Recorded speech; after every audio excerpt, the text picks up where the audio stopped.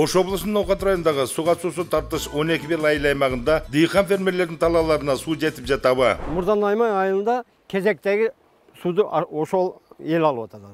Ошон үчүн лотогубуз азыр бош турат. Мына азыр көгөрүп турган көргөнүңүздөр суулар мынабу 70% скважинаның немесі мен. Суға суның таршыстығынан бақ чарбасына өтіп жатышқан 12 белдіктер 500 тонналық мөмө жемістер сақтоочу логистикалық борборду соқ чыгаруучу заманбап секторде курууга киришкен. Өндүрүлгөн мөмө жемиштерди сыртка сатуу боюнча ушул 500 тонналык холодильник куруп атабыз да. Жабдуулар чет неменики, чет мамлекеттики бул Европадан келип атат. Ошол жабдуулар 1 саатына ошол 900 килограмм иштеп чыгат экен. 4 гектарга чукул кайракы жерге баулуу Павлония дарагын өстүрүп жаткан Асылбек Багабан тууралуу учкай кеп. Азыр бул жерде 4 гектарга жакын жерибиз бар.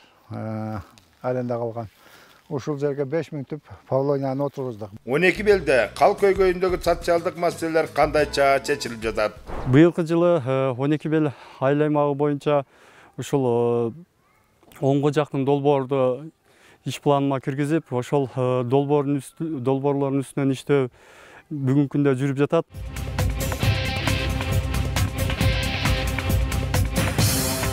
Быйылкы жыл агрардык өлкөбүздүн дыйкан фермерлери үчүн чоң сыноолордун жылы болуп жатат деп айтсак жаңылбайбыз. Дарыяларга жылдагыдан сууну кечкириши, июнь-июль айларындагы аба ырайынын кескин ысышы жергебизде суга суу тартыштыгына алып келип, дыйкан талааларына суу жеткирүү бүгүн чоң көйгөйлөрдү жаратууда. Бул өңүттөн алганда бүгүн биз кеп кылмакчы болгон Ноокат районунун Эзели суга суусу таңкыс Көкжар массиви андагы 5 айыл өкмөттүн бири болгон 12 бел айыл аймагында жайкы сугаттын учур абалы кандай. Биз азыр ошол баягы Герей Шорон менен, Герей Шорон канал менен Сапарбаев кесилген жерде Трайник деген жерде турабыз. Ушул жерде суу бөлүнөт дыйкандаргачы. Бул жагы Төлөс айыл өкмөтүнө. Бул жагы 12 бел айыл өкмөтүнө кетет мына канал менен. Ошол суу маселеси быйылгы жылы өтө кыйын болуп атат. Азыркы күндө Мурдан айылында кезектеги сууду ошол эл алып атат. Ошон үчүн лотогубуз азыр бош турат. Эртең бизге кезек келгенде мынау Сапарбаев каналынан түшкөн суу ошол жерден бөлүнөт.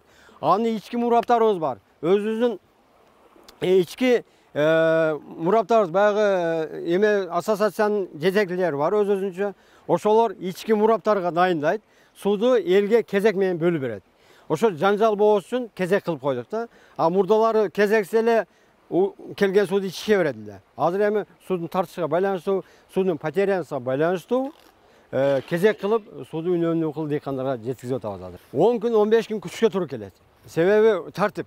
Ушундай тартип болсак, адамдар бири-бири менен жанжалдашып, урушуп кетет экен да. Суу жетпеген основной Өрнүк айылы. Өрнүк айылында сууга өтө эле муктаж. Суудун аягы болгону байланыштуу биз скважиналарга өтө муктажбыз да.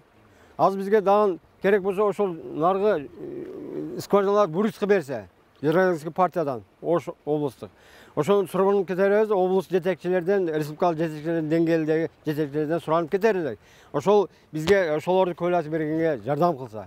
Кезектешип 17 күндө бир суу алган Өрнөк айылынын дыйкандарынын быйылкы эккен эгиндеринин бүгүнкү абалычы. Былтыркы жылдагы ошол 12 күн, 14 күндө деген, мына кечеги сууда 20 күн дегенде келди. Анын себебин сурасак, бир ремонт кылган жерде алып кетиптир. Ушул жерде алып кетти, этти алып кетти деди. Анан Найман качып кетти. Найман жак солуп туруп аякта эгин тигин бар экен, Араван район караган, баягы төбө моюнда. Көргөнүңүздөр мына ушул. Как энди биздики баягы бөлүнгөн мезгилде 94-төн анан суу кебек кайрак эсебиге өткөзүп койгон. Кайрак. Немени нарыкта да кайрак эсебиге төлөйбүз. Азыр мына энди көрсө айтат, биздин мына агын суу менен көгөртүп жатат деп. Жок, бул жердин астындагы суу менен кезектешип ушул. Очурда турат. Анан ооран сууда ушундай. Биз суунун акыркы деле ушу көйгөйүбүз биздики районго чейин барганбыз. Район жетекчилерге арыздандык. Анан өкмөтүбүз ушул баш болуп, депутаттар менен айыл башчы болуп ушул чечип, ушул эми көрүп турганыбыз бар, ушул основной жердин астында суу менен. Менде 98 соток жер бар. Анан бизде бүт эле баягы жер астынан кудук казырганбыз, 30 метр, 40 метрден суу чыгарып, анан көбү баягы суудан кыйналып бак кылып алган. Мен дагы бак кылып алганмын, ушул мынандай сезондо бир айга суу тартылып барат, аз тартылып калды суу. Шуну агын сууду барып кезектешип 4 сааттан бак сугарабыз. 3 саат, 4 сааттан ошол жерде 14 адам бак кылган. Ошол. Эсе 14 гектар жерди кезектеп сугарабыз да. Дыйкан айткандай, айланада көгөрүп турган эгиндердин баары бүгүн жер алдынан суу таткан тала скважиналарынан сугарылат. Эгер бул скважиналар мурунку жылдардагыдай иштебей турса, эмне болмок? Bizde azırlık günü nerede bir 2-3 skvajinamız var. Oşol skvajinalar elde kamsыздандырып атабыз değil mi? Aylardan joktan değil mi? Эки скважинанын төлөмакы кандай? Bir 15 gün, 20 günde bir oçiret gelet oldağınca bir adamga jer köp da. Şöntüp oçir menen sugarıp atabız değil mi heptep? Төлөмакылар кандай скважина? Tölemaklar saatiga 100 somdan töleşet. Saatына 100 сомдон. Şöntüp içişet Kim su. su alsa? Kim su alsa. Demek жетип атабы ушул скважинанын суулары? Yok, bul da oçiret. Bul dağın bir 10 gün, 15 gün oçurga turuşu oynan alışat. Demek агын суу да эле. Ağın suda ile. Şol Men men эмес, баягы агын суу келбей калганда ушул жарайт дешке. işke jarayt. Men özüm karaştırıp barıp karap gelip kimge zarıl, kimge nime şolorga muhtajlara karap turup berip atam değil mi? Buzulup kalsa kançasыздар скважиналарды? Buzulup kalsa onda otabız. Hep Айлык жардам берип атат. aile hükümet yardım berip atat. Bir yıl 106 bin beken böyle berip şol ek skvajinde remont kıldık. Ремонт кылып алдыңар. Şükür ha. Yazın dağısını. Азыр Geçen mayda remont kılıp aldık az iştep atat hemen. Paka. Allah'a şükür. Дыйкан фермерлерге быйылкыдай суу тартыш кезде чоң көмөк болуучу айыл аймакта Союздан калган канча скважина бар, анын канчасы бүгүн элге кызмат кылууда. Biz бүгүнкү күндө ушул маселелерди элдин ушул көйгөйүнү чечүү максатында келгенден баштап эле ушул эски Союздан калган скважиналарды оңдоп түзөө менен ушу киришели деп баштапкы иштерди ушу суга сууну чечели деген пландар бар. Бүгүнкү күндө жалпы Союздан калган 22 скважина болсо, алардын 8и иштейт. 8 иштейт. Ошол 8 скважинанын ичине быйылкы жылга дагы АБР тарабынан 2 скважинабызды планга киргиздик. Биздин жергиликтүү бюджеттен 109 миң сом акча каражатын бөлдүрүп, мына Өрнөк айылында 2 скважинаны бүгүн иштөөгө берип, иштеп турат. Элдерибиздин ошол суга болгон маселеси ушул аз да болсо ушул чечилип жатат десек жаңылышпайбыз да. Суу пайдалануучулар ассоциацияларынын бүгүнкү акыбалы белгилүү да. Эми ушуну кантип жакшыртууну айыл өкмөт кандайча колго алып атат да? Чындыгында бүгүнкү күндө ушул суу пайдалануучулар ассоциациясы негизинен иштөө тартиби кыйынчылыкты туудуруп келет. Бардыгы эле бизде эле эмес, бардыгы эле айыл өкмөттөрдө ушундай көйгөй жаратат.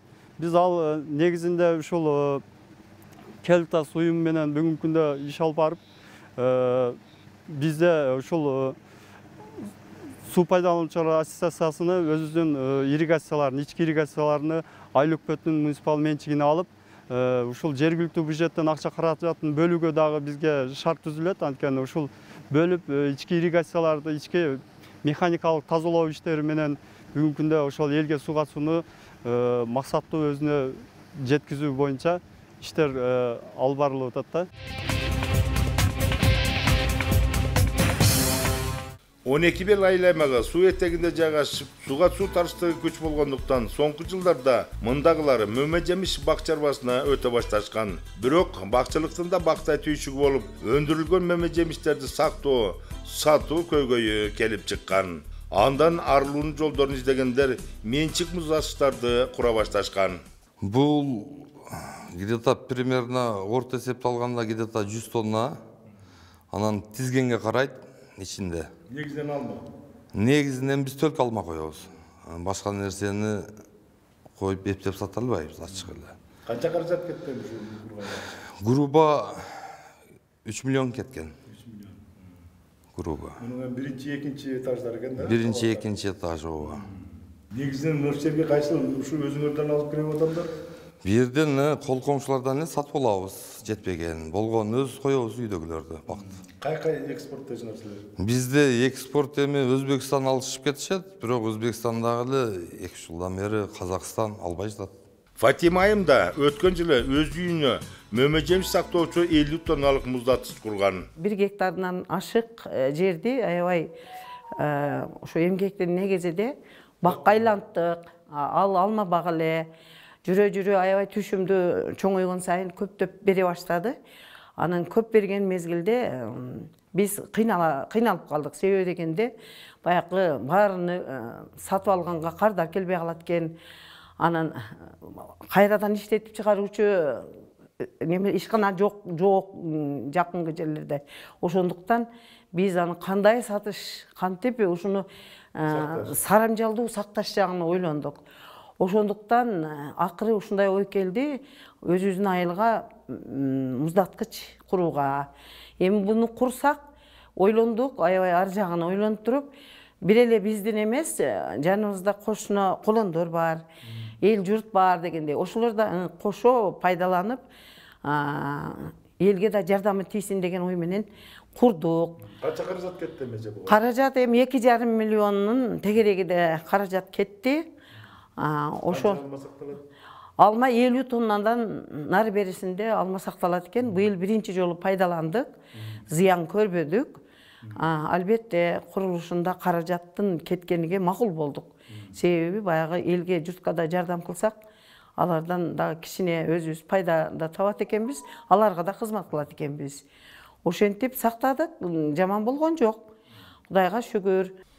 Соңку жылдарда 12 белдиктер басымды өстүргөн алма бактарынын түшүмүн сатуу көйгөй болуп жаткандыктан айылдык ишкер Алмазбек Сыранов айыл өкмөткө келген касса Минге долбоор жазып 500 тонналык заманбап логистикалык борбор курууну максат кылып, бүгүн анда иш кызуу жүрүп жатыптыр.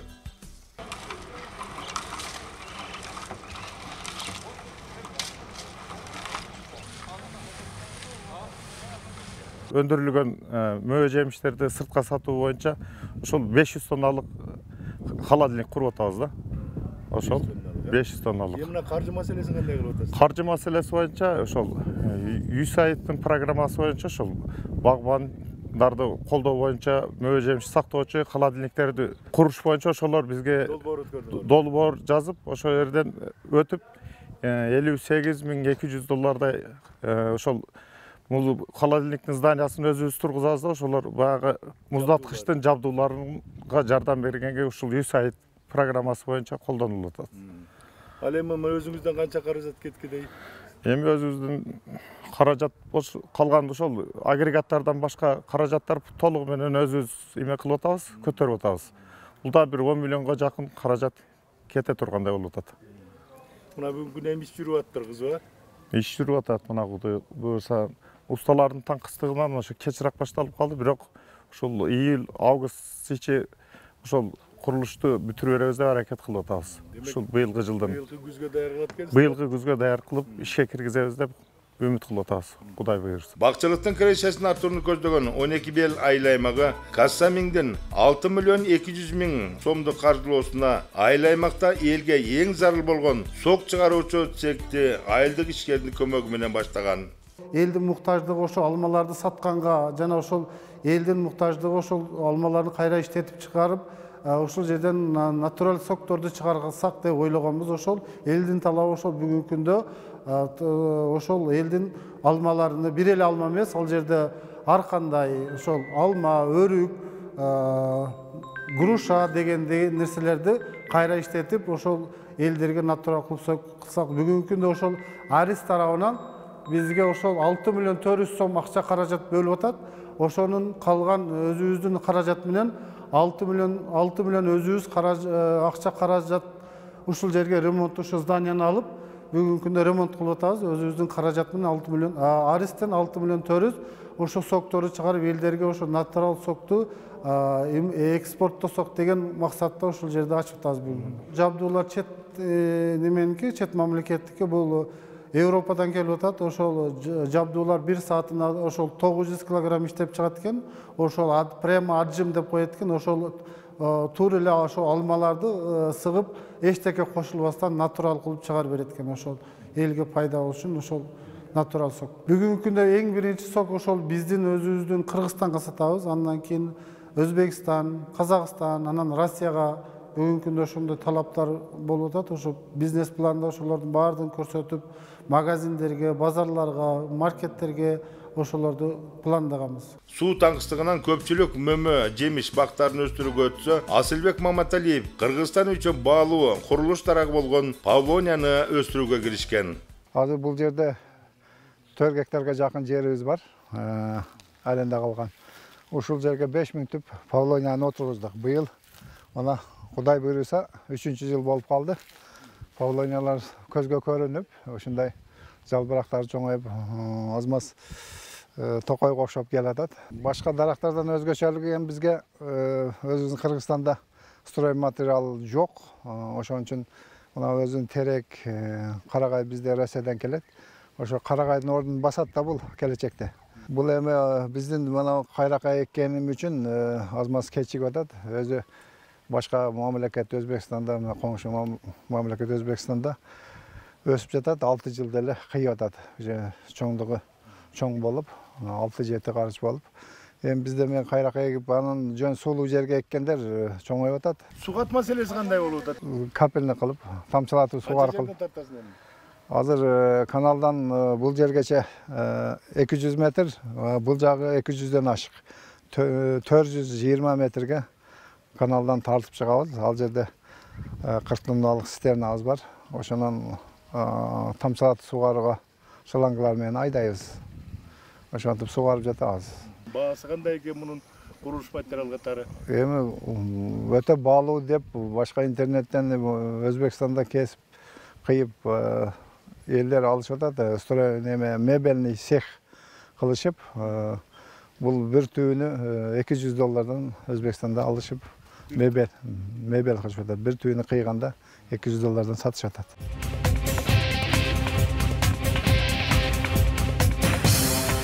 8000 чукул калк жашап 5 айылдан турган 12 бел айыл аймагында калктын социалдык курч көйгөйлөрүн чечүү боюнча бул жылда кандай иш долбоорлор ишке ашат? Быйылкы жылы 12 бел айыл аймагы боюнча ушул 10 жакын долбоорду иш планыма киргизип, ошол долбоорлордун үстүнөн иштөө бүгүнкү күндө жүрүп жатат. Тактап айтып кете турган болсок, 12 Мойнок айылында Ахматали Сыранов атындагы мектеп 275 орундуу мектеп республикалык бюджеттен акча каражаты бөлүнүп, бүгүнкү күнү тендерге берилди. Анын сметалык баасы 120 миллион сомду чапчыйт.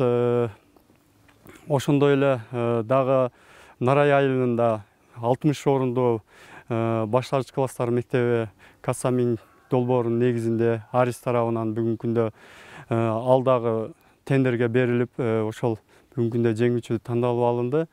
Алында сметалык баасы 5 миллион 800 тегерегинде болуп атат. Өзүңүздөр көргөндөй, ушул жердеги жаш жеткиндек балдар бакчасы дагы 49 миллион 183 миң сомдук сметалык баасы бүгүнкү күндө мына пайдаланып бүтүп, ушуну менен бирге бизде айыл аймакта 12 Мойнок айылында ошол жергиликтүү жамааттардан бүткүл дүйнөлүк жаштар ассамблеясы кайрымдуулук фонду тарабынан ошол таза суу берилди. Дүйшөйүп, Сайдахмат көчөлөрүнө ошол ушундай эле долбоорлорду улантсак деп дагы бүгүнкү күндө пландап атабыз. Өрнөк айылында да Жипром деген бөлүмүбүз бар. Ал Жипром бөлүмүнө дагы бүгүнкү күндө ошол долбоорун даярдап атабыз, таза суу чыгаруу боюнча. Жалпылап айтканда, ушул айыл аймак боюнча 300 миллиондун тегерегинде жумуштар аткарыла тургандыгы ушу пландалууда бүгүнкү күндө. Кеп соңунда айтарбыз, бул жылда 12 бел айыл аймагында аймактарды өнүктүрүү боюнча өлкө президенти, министрлер кабинети алдыга койгон талаптарга ылайык дыйкандар өндүрүп жаткан айыл чарба продукцияларын кайра иштетүүчү кичи орто ишканаларды ачуу, логистикалык борборлорду куруу менен жумуссуздукту кыскартуу, айыл өкмөттү дотациyaдан чыгарууга иштиктүү аракеттер көрүлүп жатыптыр. Буга бул жылдын өзүндө эле 300 миллион сомдук ички сырткы инвестициялардын тартылып жатканы күбө.